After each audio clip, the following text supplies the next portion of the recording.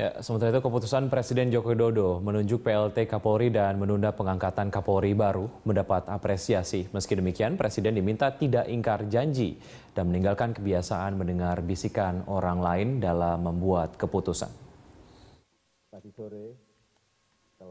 Apresiasi atas keputusan Presiden yang mendengarkan desakan publik untuk menunda pengangkatan Budi Gunawan sebagai Kapolri disampaikan Partai Demokrat.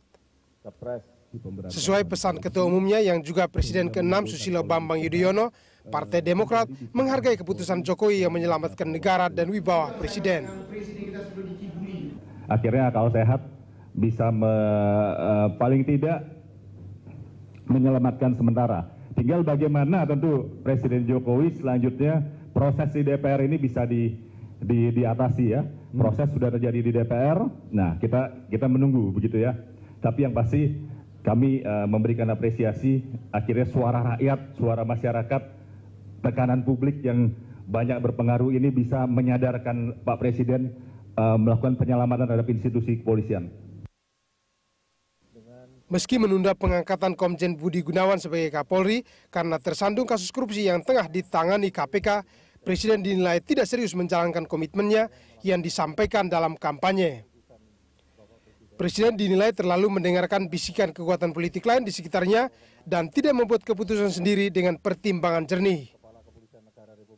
Mestinya Jokowi hari ini harus punya keberanian keluar dari kungkungan dari partai-partai politik pendukungnya. Ingat Pak Jokowi, you are the real president. Kamu ini bukan petugas partai. Pak Jokowi adalah Presiden Republik Indonesia. Dengan segala kekuasaan dan kewenangannya, pergunakan itu secara bebas. Ya.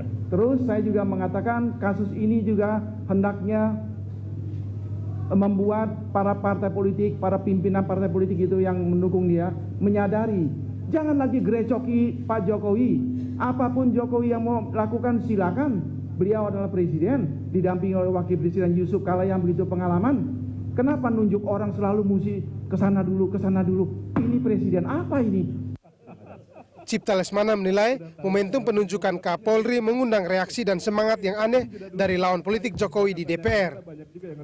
Pasalnya, proses uji calon Kapolri dilakukan dengan cepat oleh DPR yang notabene dipimpin Koalisi Merah Putih.